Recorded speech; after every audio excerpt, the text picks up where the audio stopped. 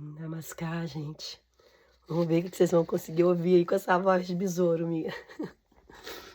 Então, eu vou fazer uma leitura, a leitura é curta, mas o que vem dela é bem interessante, que é sobre alguns versos do Ananda Sutra.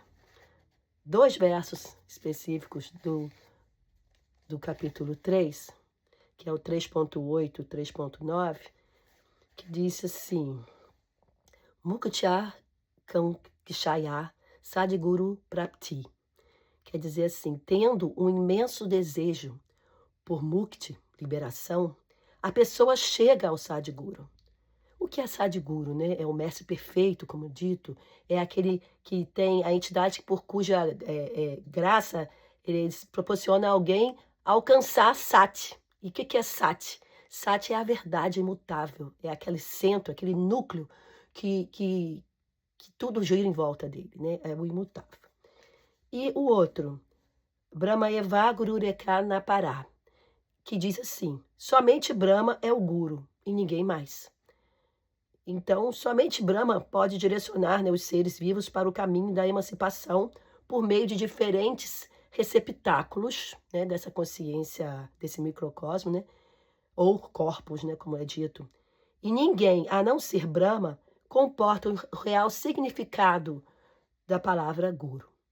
Aí eu pensei, está faltando alguma coisa aqui. Que isso aqui, como eu digo sempre, eu veio assim, peguei o Ananda Sutra, abri, apareceu isso. Aí eu fui e falei, e Brahma? E Taraka Brahma tá onde? Não estava no capítulo 3. Aí no capítulo 1, lá no 25, Bhava Bhavatitayo Taraka Setu Taraka Brahma, que quer dizer assim, a ponte entre Nirguna e Saguna. Nirguna Brahma, né, e Saguna Brahma, é esse Taraka Brahma, como é dito. Então ele está num ponto de tangência entre essas duas qualidades, essas duas esferas, vamos dizer assim, e ele pode cumprir então as duas funções. Ele pode cumprir a função no mundo do Saguna e também no de Nirguna, que é sem guna, sem nada, sem qualidade, sem totalmente livre, né? E aí é fundamental para que possamos nos relacionar com a entidade infinita. Por que ele é fundamental? Porque quando a gente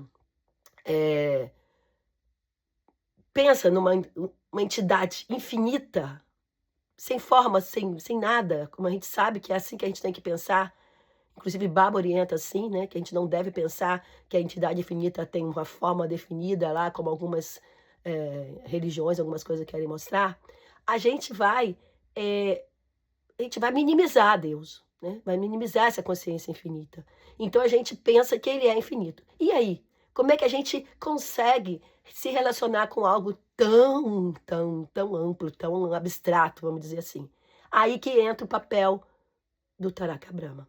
O Taraka Brahma ele já veio nesse mundo, né, em várias ocasiões, né, pelo menos em mais duplas, como o Baba diz, que foi Shiva há 7.000 anos atrás e Krishna há 3.500 anos atrás. E ele, desculpa, que é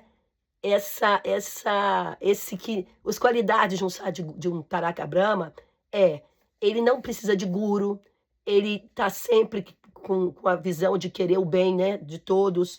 Ele é aquele que consegue, o Taraka quer dizer libertador. Então, esses são os que têm essas características de Taraka Brahma. Então, é dito que o Taraka Brahma é o companheiro eterno. Ele, na verdade, é o Deus pessoal, né, dos sadhakas. E aí é importante, muito importante, meditar nesse Taraka Brahma. Eu lembro que uma vez, né, que eu estava lá no treinamento ainda, bem 8 anos atrás, aí perguntaram assim: qual é a nossa meta? No final, as perguntas. Aí eu, Brahma? Não, nossa meta é Baba. Por que Baba? Baba vai chegar a Brahma? Aí falou, exatamente, Baba vai dar condições de chegar a Brahma. Porque é ele que te dá essa condição. Porque ele é a ponte. Ele é esse elo, essa ponta de tangência entre o empírico e o meta-empírico, né? Entre o que a gente consegue experienciar e o que a gente não consegue experienciar, porque já está em outra vamos dizer, esse outro escopo, né? Então a gente precisa meditar, é bom, é importante meditar no Taraka Brahma, né? E aí, ele vem, né? Porque como eu falei, ele vem nesse corpo, o corpo quinto elemental, né? Shiva, Krishna, ele, porque até ele fala assim, não, o Shiva não é aquele Shiva mitológico que tem cobra em tudo quanto é lugar, olho furado na testa, não, é o Shiva que viveu. Quem leu o Namah Shivaya Shantaya sabe disso. O Krishna, quem leu o Namami Krishna Sundaram também sabe que ele viveu. Como o Baba diz, é um histórico, não é um mito. E aí, esses corpos quinto-elementais que essa entidade suprema assume são, não porque a entidade precise ter um corpo quinto-elemental para poder se expressar, não.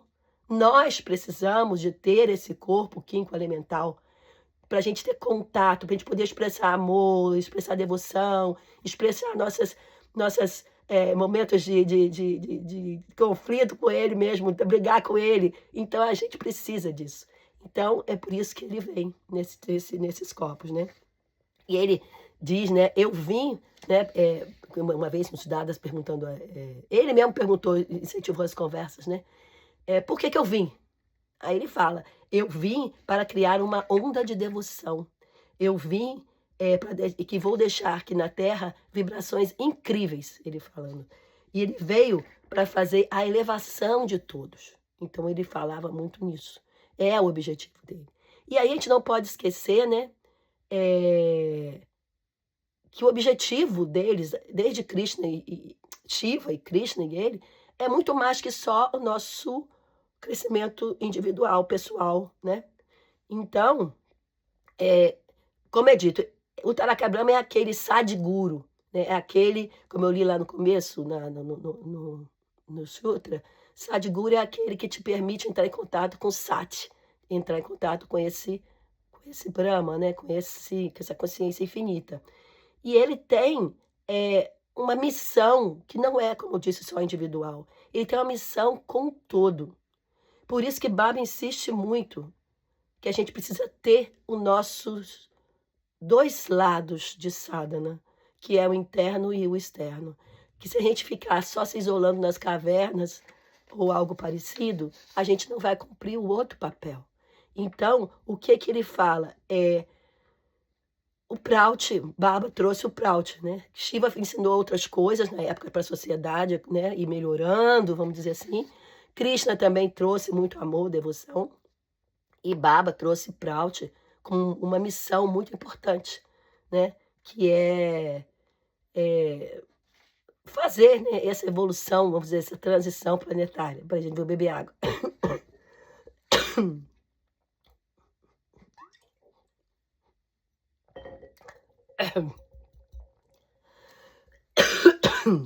Comecei a falar. Tosse.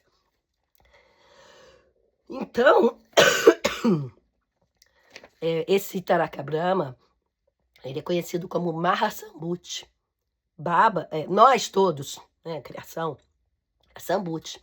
E esse Mahasambhuti é alguém diferente, apesar de estar entre nós, com esse corpo quinto elemental, entendeu?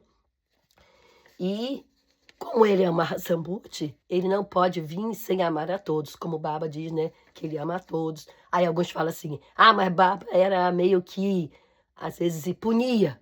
Mas a punição de Baba, gente, era o néctar para você alcançar mais coisas. Então, esse ato dele de estar sempre amando a todos, não importa se era bonzinho ou se era perverso, ele estava sempre cuidando.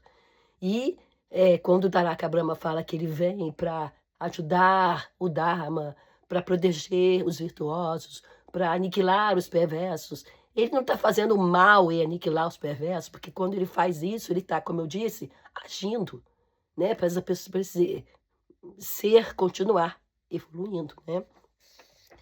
Então, tem uma história do livro, né, de um livro, Vivências com Baba. Eu não sei, esse livro não é muito comum em português, não que eu saiba. Eu tenho um xerox dele, mas foi 20 anos atrás, né, que eu ganhei ele, quase 20 anos. Mas eu não sei se ele é vendido. que é do Nagina. Nagina era um acharya de família, pelo que eu sei, e ele, né, disse assim: "As dificuldades e desafios que passamos são lilas de Baba, para nos ensinar a se render, a nos render". Ou seja, a gente não pode encarar os obstáculos como sendo castigo, e sim como sendo, justamente o que a gente precisa.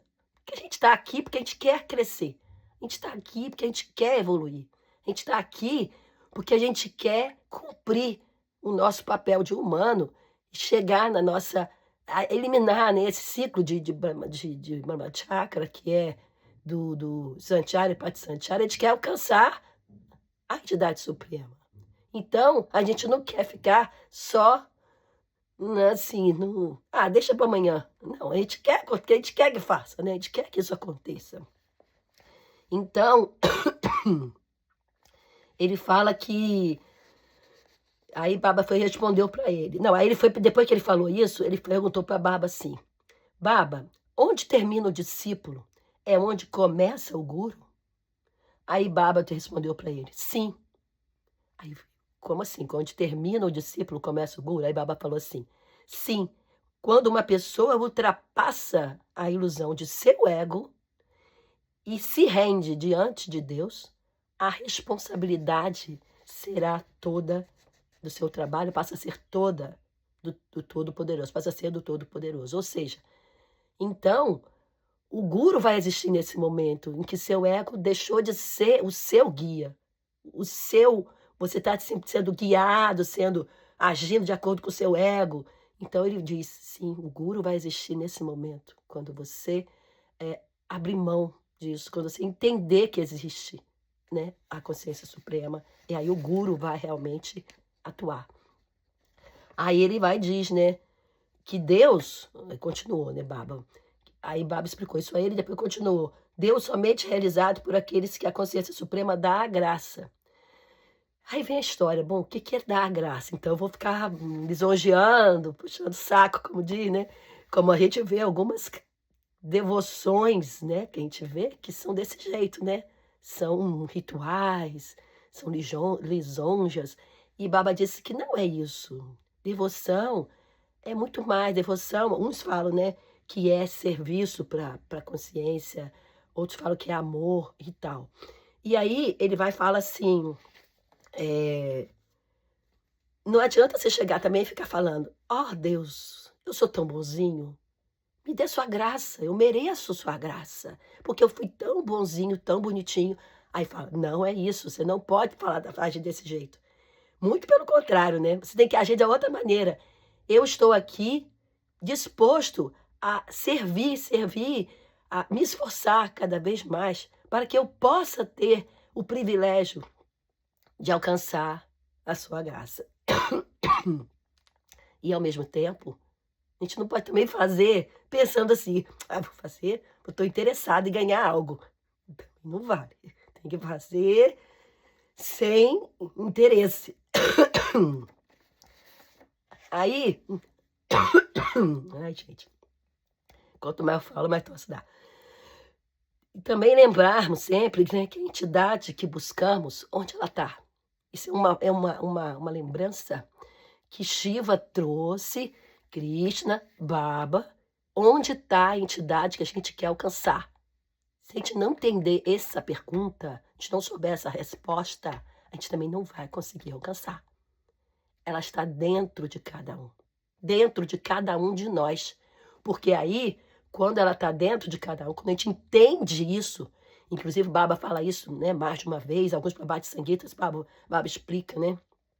Em busca de ti, eu encontrei... Não, aí eu fui buscar a mim mesmo, encontrei a ti, e outras coisas por aí, que tem muitos Prabhati Sangitas que falam sobre essa ligação do buscar a mim mesmo e encontrar o divino, porque ele está dentro da gente. E às vezes a gente esquece, e quando a gente esquece... O Prabhati Sangita de hoje também, né? Tem essa ideia, né? Então... Eu te vi no espelho, Maia. Sim, aí. Encontrei no espelho. Então, tem um que é bem explícito mesmo. Em busca de mim, encontrei a ti, e tem outros, né, eu não tive tempo de catar, mas eu sei que tem outros. E esse também de hoje muito importante, né, o espelho, né, a Maia da ilusão, né.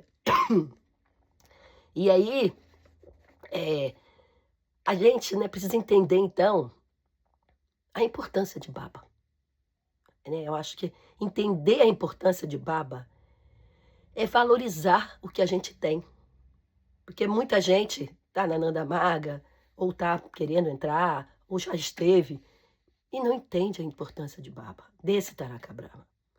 Porque esse Baba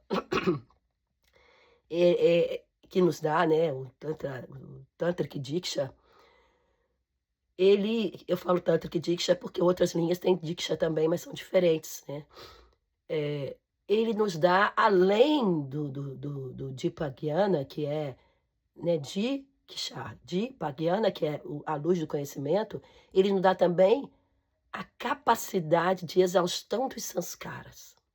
Não é que as pessoas às vezes já acham assim: "Ah, então tá, vou me iniciar lá naquela linha lá, porque eu soube que meus sanskaras vão ficar tudo, vai sumir tudo". Mentira, não vai.